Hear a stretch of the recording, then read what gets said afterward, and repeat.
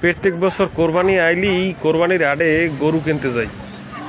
এটা বাপ চাচা দাদাগো একটা ঐতিহ্য।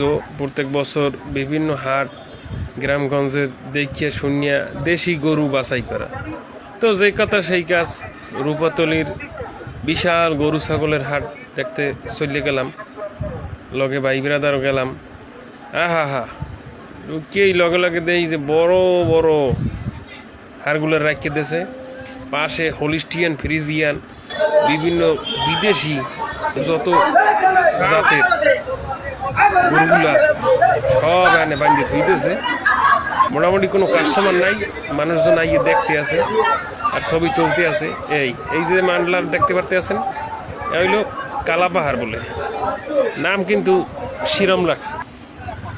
আর একজন আবার কিনে লই যাইতে আছে, ওই দেখো যান ওই